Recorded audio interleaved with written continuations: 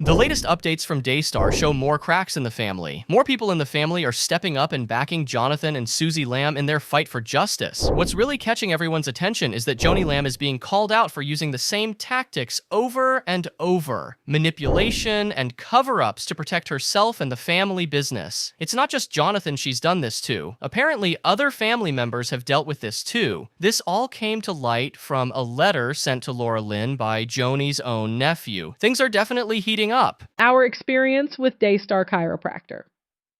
For years, we walked in quiet, seldom sharing our experiences. This is not out of revenge. We could have done this a long time ago. We wanted peace for our family. For us to get back in, it feels like we are risking so much of the peace that we fought so hard for. Our desire has been to walk in love and forgiveness while being obedient to the Lord. The decision to share our story has come after much prayer, and we believe is relevant in light of everything that has been revealed by Jonathan and Suzy. I am Joni's nephew and Jonathan's cousin. I came to work at Daystar in 2015 and worked there until spring of 2021. During my time there, the chiropractor would work on various family members and employees in the Daystar green room. I was warned by Joni that anytime he worked on one of the young women, another person should be present, usually the husband. I wasn't too alarmed about this initially because that seemed like a good idea for any adult male working on young women to have accountability present. So I was present anytime he worked on my wife. At first, this wasn't a problem.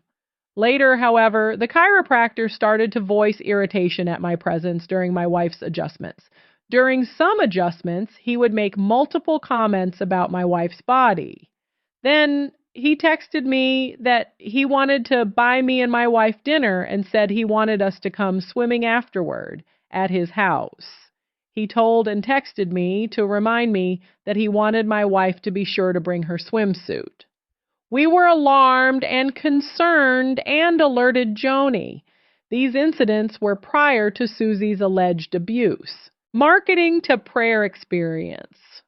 From my wife's perspective, I worked in marketing under Rachel for almost a year. The people who worked in marketing as a whole were very nice, but it was very tense and stressful when Rachel was around. It was not what I would consider a healthy work environment. It was similar to other people's testimonies. The environment became increasingly more toxic. I scheduled a meeting with Rachel to respectfully share my concerns. In addition to the toxic work environment, she made fun of a close family member of mine a couple of times in front of staff, and there was no accountability for her.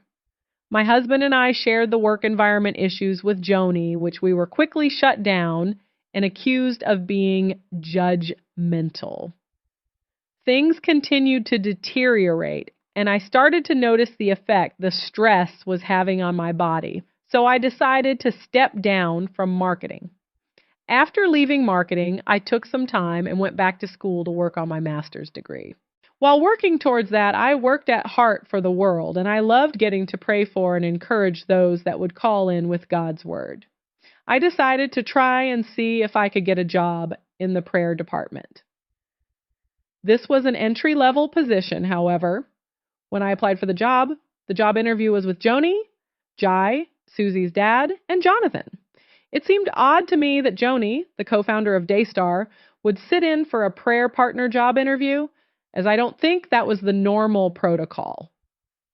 The interview proceeded like any other interview at first, but then Joni asked Jonathan and Jai to leave, and it was just me and Joni. Joni then told me the Lord loves a teachable heart. Suzy has a teachable heart. I want you to have a teachable heart like Suzy.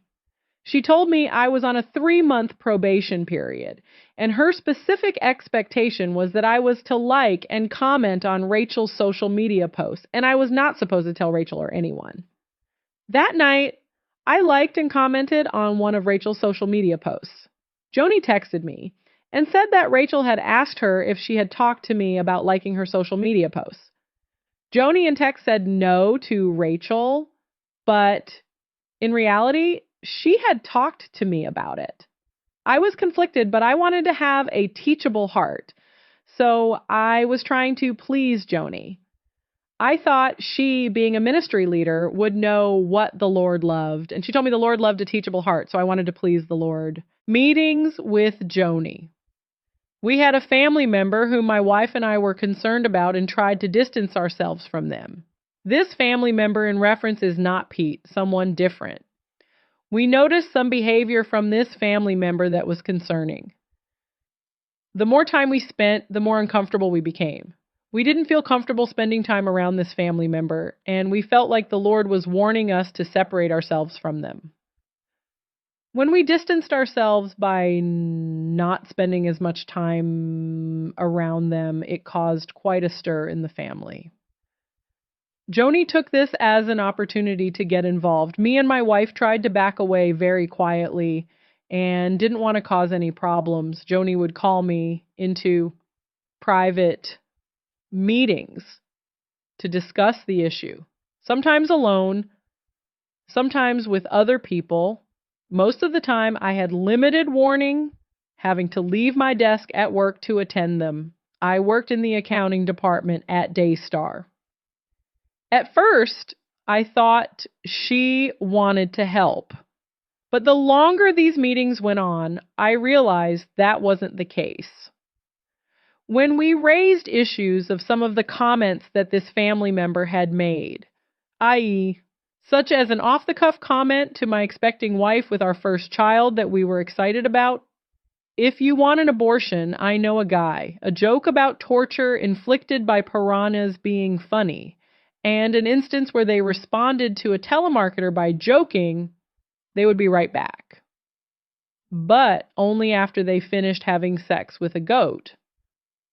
My wife and I started feeling uncomfortable with this person being around our baby. In these meetings, I shared this with Joni, and she responded that some Christians have different senses of humor. We felt this was not a sense of humor issue, but something was very wrong. These comments, plus this family member's interest in being around diaper changes, even when we would go into a separate room, began to concern me more and more. This happened multiple times and in growing frequency. In one instance at Joni's lake house, our child needed a diaper change, so my wife told me she needed to change our child's diaper and she'd be back. She left the living room and the family member followed behind my wife and went into our bedroom across the house near the entrance. Suzy noticed the family member follow my wife, so she followed and asked what this family member was doing when he went into our bedroom while my wife was preparing to change our child's diaper. Suzy said, "What are you doing?" The family member lingered, and Suzy asked the family member to leave. The final straw was during a family movie night. We had our child sleeping in a pack and playing in a separate room while we were watching a movie. Then this particular family member got up and went in the direction of that room, which I thought was odd. I got up and followed behind them to the room, and the family member was sitting in the dark with the lights off on the couch beside the pack and play where my child was sleeping just 5 feet away.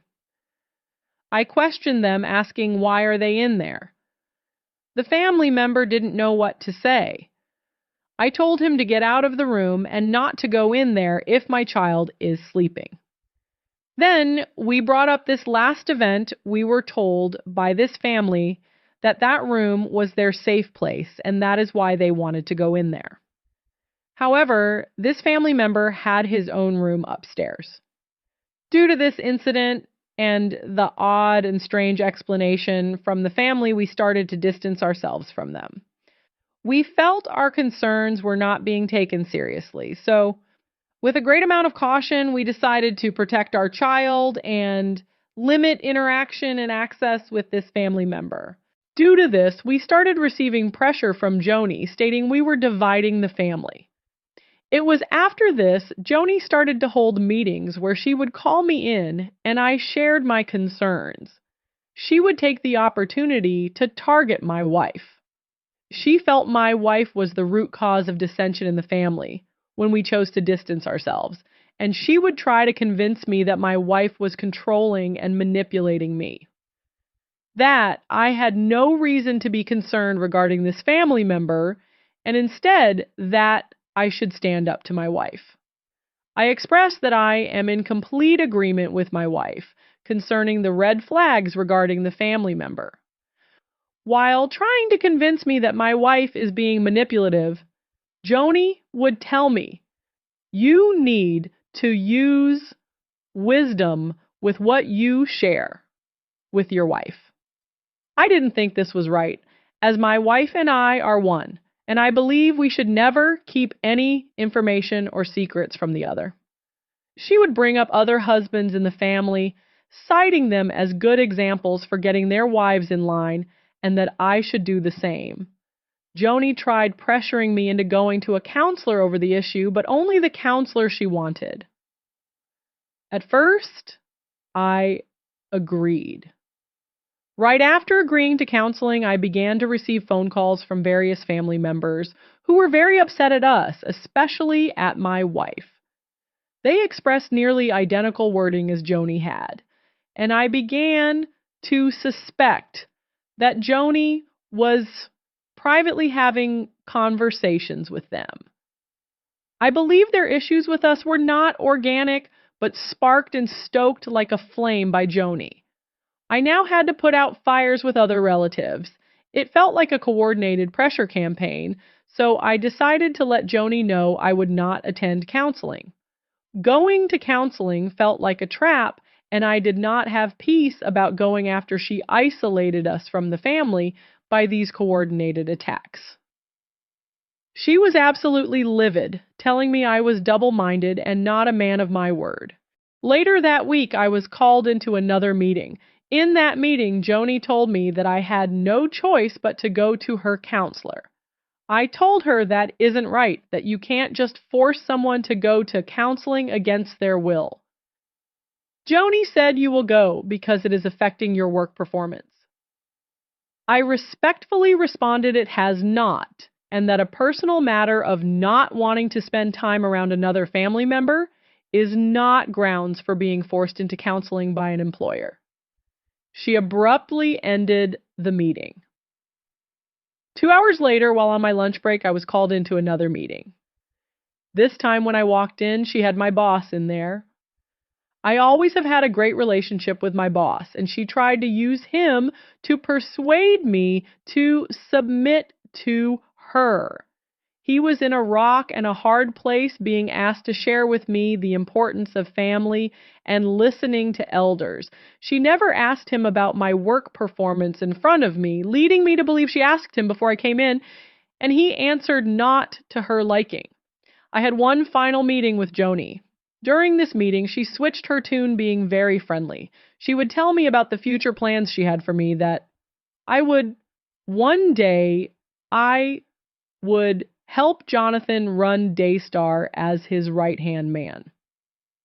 This is something she has expressed to me multiple times in my years in Texas, but money and positional authority isn't what motivates me. I believed if God wanted it to happen, it would, but regardless, I should be content with whatever my lot in life is. Joni tried to convince me to spend time with that family member at least once a month. I told her I didn't feel like that's what the Lord wanted me to do. When she saw that I wasn't complying, she became angry and her eyes were like daggers. She threatened my job and dismissed me from the meeting.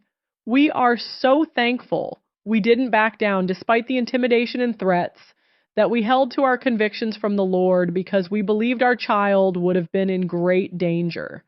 If we had listened to Joni and compromised our convictions, we believe we would have jeopardized the safety of our child. As a result of holding our ground, we were berated for not participating in family events. Over the course of our final few months in Texas, my wife and I sought God very, very much, giving much time to prayer and checking our hearts often because we wanted to be pleasing to the Lord. I didn't want to take any missteps and sin before God. We hated the drama and just wanted to raise our newborn child in peace, praying to God that He would please give us a release to move away from Dallas and Daystar. After my job was threatened, we felt a release that we could finally leave. We left Daystar and moved away even without a job and had to trust God to be our provider. I felt it more important to protect my child and family than to risk staying at Daystar. For years, we kept much of our experiences to ourselves. We felt God impressed upon us not to share, but rather walk in forgiveness and focus on raising our family. We were essentially cut off from the Texas family, and it wasn't until after we saw what happened with Jonathan and Suzy that we realized we weren't alone. It is only now that we feel that we had no other choice than to come forward.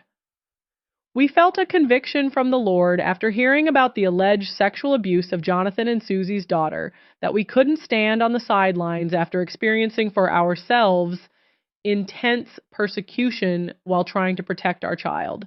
Here's how I see it. Joni Lamb is showing some classic signs of manipulative behavior, and it's becoming more obvious by the day. She seems to use her position as a tool to demand submission from others, even in situations where it's completely unwarranted. To me, that screams of someone who's so consumed by their own power that they've lost sight of boundaries, or maybe never really had them in the first place. Unfortunately, this kind of behavior isn't uncommon among some Christian leaders who see themselves as the voice of God. They use their platform to enforce control rather than to lead with humility and grace. It's frustrating because it goes against the very principles of servant leadership that Jesus modeled. Instead of being a shepherd, guiding and serving with love, they act more like rulers, trying to bend people to their will under the guise of spiritual authority. What's even more troubling is how this kind of unchecked behavior impacts those around them. It creates a culture of fear and compliance where people feel like they can't speak up or question anything